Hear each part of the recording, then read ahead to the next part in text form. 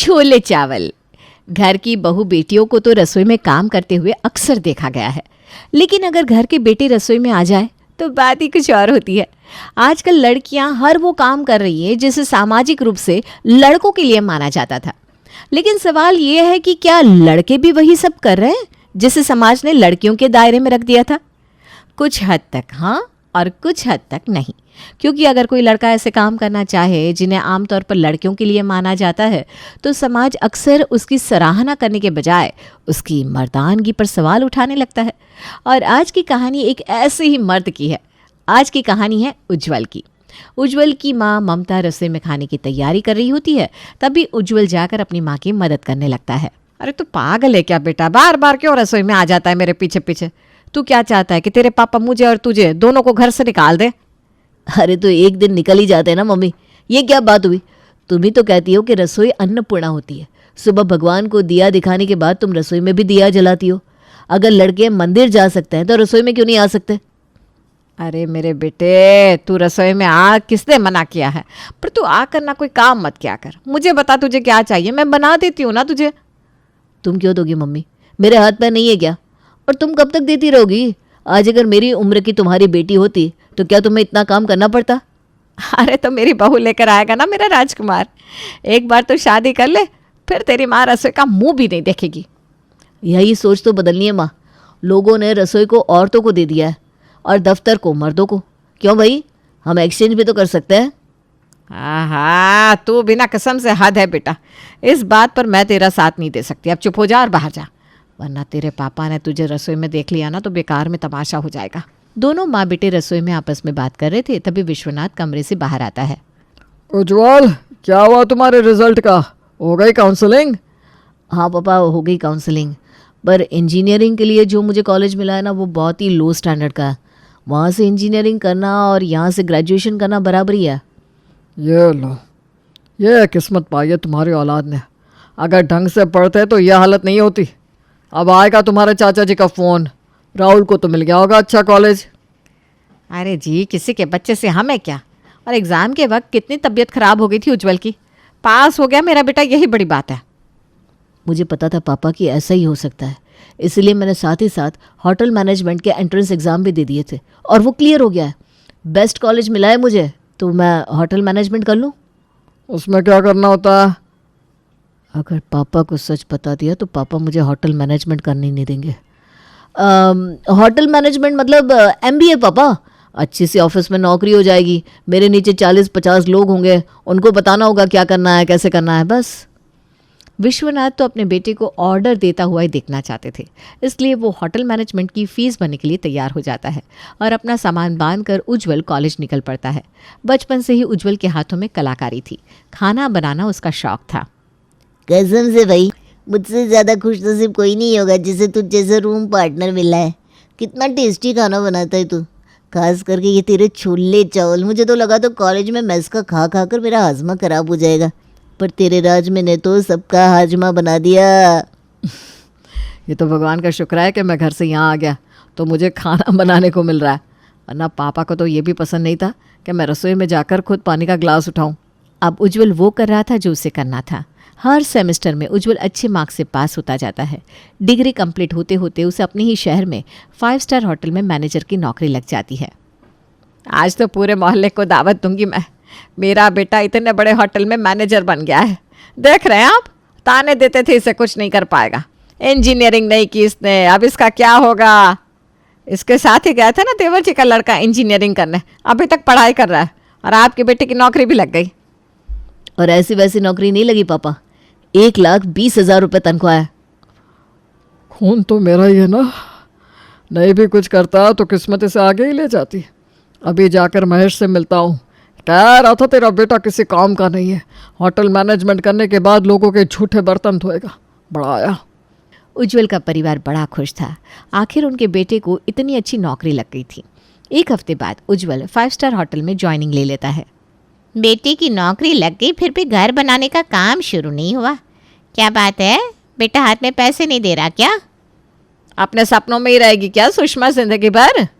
मेरे सामने तो बोल दिया, इनके सामने भूल कर भी उज्जवल के लिए कुछ कह मत देना, वरना ये बहुत बिगड़ जाते हैं। बस आजकल में मिट्टी बालू गिर जाएगा घर के बाहर और हो जाएगा काम शुरू। ये तो पहले मैंने से कह रहा था मम्मी ये घर बनवाना शुरू कर देते हैं, पर मैंने कहा नहीं बेटा अभी क्या ज़रूरत है।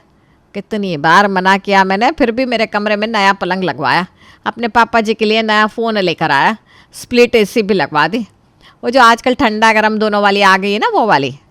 सही है, वरना बाहर पढ़ने जाने के बाद लड़के हाथ में कहाँ रहते हैं। बाहर की ही कोई लड़की भी पसंद कर ली होगी। अरे बिल्कुल भी नहीं, मेरा बेटा पढ़ने गया था प्यार मोहब्बत करने नहीं, इसीलिए तो पढ़ाई पूरी होते होते सेटल हो गया। जो बच्चे मटर गश्ती करने जाते हैं ना बाहर, वो अपने माँ बाप के हाथ से निकल जाते हैं। इसके लिए तो आज भी सब कुछ उसके मम्मी पापा ही है। सुषमा तो इनडायरेक्टली उज्जवल के बारे में पता लगा रही थी। सब कुछ कोरा कट पाकर वो कहती है, मैं क्या कह रही थी भाभी, मेरी वो दूर की बहन की लड़की है, यही कुछ 24-25 की होगी। उसके घर वाले भी लड़का ढूंढ रहे हैं उसके लिए। बोलो तो उज्जवल का बायोडाटा दे दूँ। बनवा तो लिया होगा ना अब तक, अब तो हो गया लड़का सेटल, अब तो रिश्ते ही आएंगे। अरे अभी 6 महीने पहले तो नौकरी लगी है लड़के की, अपना जीवन भी तो जिएगा कि सीधा शादी कर लेगा। अरे बस यही गलती तो कर देते हैं हम माँ बाप। जवान लड़के को ऐसे खाली छोड़ोगी तो पता चला राह भटक गया। अच्छा तुम मत दो बायोडाटा, मैं लड़की का बायोडाटा मंगवा कर तुम्हें दे देती हूँ। आसपास में हर जगह उज्जवल की नौकरी लगने की न्यूज़ आग की तरह फैल जाती है और उसके घर पर रिश्ते आने शुरू हो जाते हैं। पर इन सब से अलग उज्जवल के दिमाग में तो कुछ और ही चीज़ चल रही थी। नौकरी भी ठीक है, अच्छा खासा कमा रहा हूँ, ज़्यादा प्रेशर भी नहीं है, पर मज़ा नहीं आ रहा काम में। होटल का मैनेजमेंट देखता हुआ उज्जवल कस्टमर की फीडबैक ले रहा था। खाना तो अच्छा है, पर वही बात है ना, 5 स्टार में बैठ कर अगर ऐसा लगे कि हम रेस्टोरेंट में खा रहे हैं तो क्या फ़ायदा। रेस्टोरेंट में एक आधी डिश तो ऐसी होनी चाहिए जो आपको घर की याद दिला दे। उज्जवल जब भी किसी कस्टमर की बात सुनता तो यही पाता कि 5 सितारा होटल में आने के बाद भी लोग अगर कुछ मिस कर रहे हैं तो वो है अपनापन। एज अ शेफ़ भी मैंने इंटर्नशिप तो की है, क्यों ना इस होटल में मैनेजर की नौकरी छोड़कर मैं कहीं शेफ़ की नौकरी पकड़ लूँ। सोचना क्या है उज्जवल, आगे बढ़ जा, तेरा सपना तुझे बुला रहा है। और बिना कुछ सोचे समझे उज्जवल अपनी 5 स्टार होटल की नौकरी को छोड़कर एक रेस्टोरेंट में शेफ़ की नौकरी पकड़ लेता है। क्या आपका बेटा रेस्टोरेंट में खाना बनाता है? बावर्ची से शादी करेगी क्या मेरी बेटी?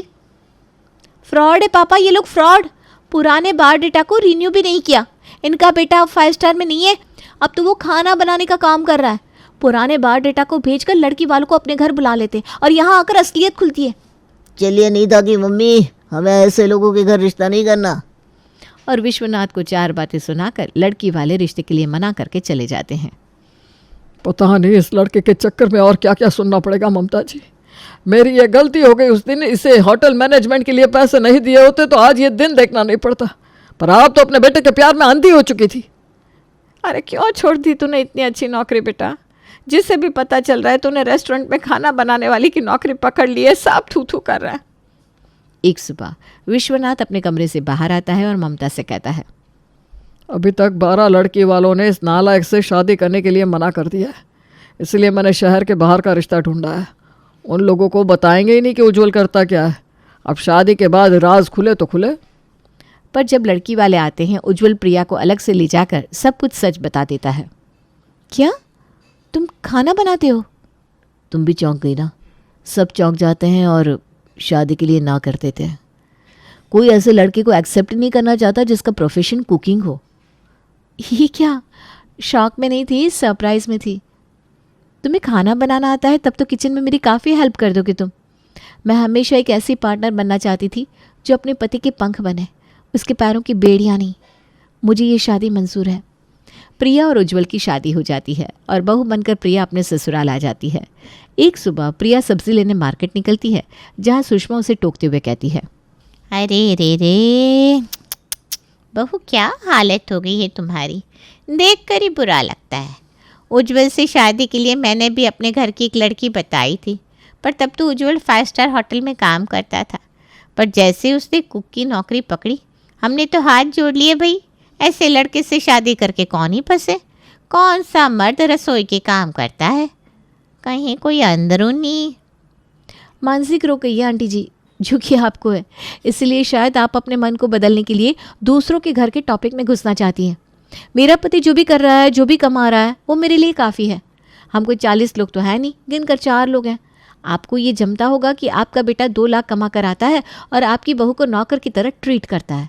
कभी कभी 2-4 थप्पड़ भी मार देता है, पर क्या फ़र्क पड़ता है? आपकी नज़र में तो वो मर्द है, पर मुझे ऐसा मर्द नहीं चाहिए था। मेरा पति जितना भी कमाए वो मेरी इज्जत करता है और मेरे लिए उतना ही काफ़ी है। प्रिया एक ढाल की तरह उज्जवल के सामने खड़ी थी। उज्जवल के हाथ के बने छोले कुलचे रेस्टोरेंट के कस्टमर का दिल जीतते जा रहे थे। सर, मैं क्या कह रहा था कि जब से मैंने आपके रेस्टोरेंट को ज्वाइन किया है तब से कस्टमर की रेंज काफ़ी बढ़ गई है। आपके रेस्टोरेंट को सभी जानने लग गए हैं, तो अगर आप मुझे क्रेडिट दे पाए तो। तुम ना नौकरों का यही है, एक तो मजबूरी में काम दो, अब इन्हें क्रेडिट भी चाहिए। सैलरी मिल रही है ना, उससे में खुश रहो। उज्जवल को बड़ा दुख होता है रात को रेस्टोरेंट के बंद होते वक्त। सच बताता हूँ भैया, पहले दिन से 4 से 5 कस्टमर के अलावा कोई इस रेस्टोरेंट में नहीं आता था। जब से आपने छोले चावल बनाने शुरू किए हैं, रेस्टोरेंट का लेवल यहाँ से यहाँ आ गया है। पर वही बात है ना, इससे आपको क्या फ़ायदा? फ़ायदा तो मालिक का, और ना वो आपकी पगार बढ़ा रहा है, ना आपको नाम दे रहा है, क्योंकि काम तो आप बंद दरवाजे के पीछे कर रहे हैं। पब्लिक के सामने आइए आप। वही तो मैं देख रहा हूँ भाई, ये ऑनर बड़ा ही चालू आदमी है। हम सबकी मेहनत का क्रेडिट अकेले लेता है, यहाँ तक कि तुम लोगों का टिप भी मार लेता है। ऐसे नहीं चलेगा। बहुत कुछ छोड़ा है मैंने अपने इस पैशन के लिए। 4 दीवारी के अंदर तो उज्जवल रहेगा नहीं। और घर आकर उज्जवल इस बारे में प्रिया से बात करता है। ये तो बहुत अच्छा आइडिया है उज्जवल, पर एक रेस्टोरेंट खोलने के लिए ना हमारे पास पैसे हैं ना ही सपोर्ट। शादी में मुझे जो भी गहने चढ़े थे वो मम्मी जी के पास है, वरना मैं उसे बेचकर तुम्हारी मदद कर देती। फ़िलहाल तो हम दोनों के पास ले देकर एक बाइक है। तो मैं बाइक से डिलीवरी करूँगा ना छोले चावल की। बाइक से? मतलब ठीक है, पॉसिबल तो है, पर रास्ते में जाते जाते चावल और ठंडे नहीं हो जाएंगे? तुम इसकी फ़िक्र मत करो। मेरा एक दोस्त है, ऐसे नए नए इन्वेंशन करता रहता है। उसी से कोई डिवाइस बनवा लूँगा जिसमें दाल चावल ठंडा ना हो, और उसे अपने बाइक में फ़िट कर लूँगा, फिर आराम से करूँगा डिलीवरी। तुम्हें मेरे कारण बहुत कुछ सहना पड़ रहा है ना प्रिया? अरे कुछ सहना नहीं पड़ रहा। जब भी कोई इंसान कुछ अलग करता है ना, तो लोग उसे 4 बात बोलते ही हैं। तुम सबकी बात को इग्नोर करो और अपने सपने के पीछे लगे रहो। और प्रेम के साथ मिलकर उज्जवल बाइक से छोले चावल की होम डिलीवरी करना शुरू कर देता है। और बदनसीबी से उज्जवल के पास ऑर्डर आता है अपने चाचा जी के घर से। ये तो टेंशन वाली बात हो गई भैया, अब तो ये आपको नीचा दिखाएंगे। मैं ले जाता हूँ डिलीवरी। आज नहीं तो कल मुझे ये फेस करना ही है भाई। और मेरे छोले चावल इतने फेमस हुए हैं, तभी तो उन्होंने ऑर्डर दिया है।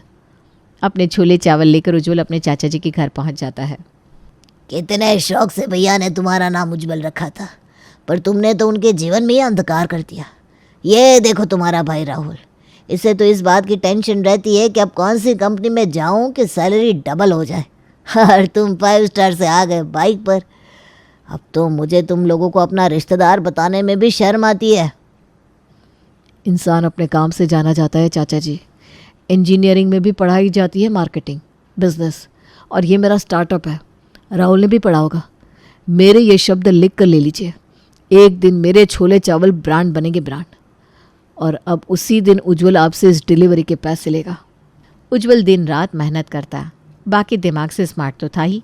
कोई ऐसा ऑनलाइन प्लेटफॉर्म उसने नहीं छोड़ रखा था जहां उसके छोले चावल रजिस्टर्ड ना हो। इंस्टाग्राम पर पेज बनाने से लेकर ब्लॉगिंग करने तक उज्जवल सब कुछ कर रहा था और उसका काम चल पड़ता है। पर अपने घर के किचन से उज्जवल कितनी ही स्टॉक की डिलीवरी कर लेता। अब उसे रिक्वायरमेंट थी एक जगह की और कुछ लोगों की। और इत्तेफाक से आज रास्ते में उज्जवल को अपने कॉलेज का दोस्त विक्रम मिल जाता है। तेरे हाथ का खाना पहले दिन खाकर मैं समझ गया था तू इसी फील्ड में आएगा। तूने कॉलेज के दिनों में बहुत हेल्प की थी मेरी, अब तो कर्ज चुकाने का मौका मुझे भी दे दे यार। तू जानता है मेरे पापा ना बिल्डर है इस शहर में, काफ़ी प्रॉपर्टीज़ है मेरी। 2-4 दुकानें ऐसी खाली पड़ी है, ये पकड़ चाबी, कर ले अपना काम शुरू। जब सही चलने लगे तो दे देना रेंट। अरे तू मजाक कर रहा है क्या विक्रम? एक बाइक से छोले चावल बेचने वाले को कौन पहचानेगा? ये वाओ मोमो, ये जोमेटो, KFC वाले, तुझे क्या लगता है बहुत करोड़पति थे क्या? जब अब्दुल कलाम जी साइकिल से रॉकेट तक का सफ़र पूरा कर सकते हैं तो तू बाइक से रेस्टोरेंट तक का क्यों नहीं? सब अच्छा रहा तो बिजनेस पार्टनर बन जाऊंगा तेरा दोस्त। वो कहते हैं ना, जब आप पूरी मेहनत से काम कर रहे हो तो भगवान मदद खुद ही भेज देता है। उज्जवल ने एज अ मैनेजर भी काम किया था, एज अ डिलीवरी बॉय भी, तो उसे पता था कि रेस्टोरेंट को कैसे हैंडल करना है। धीरे धीरे उज्जवल के छोले चावल खुद में ही एक ब्रांड बन जाते हैं और वो एक दुकान से 4 दुकानें कर लेता है। 2 साल बाद दी छोले चावल की गल्ले पर बैठे हुए थे विश्वनाथ जी।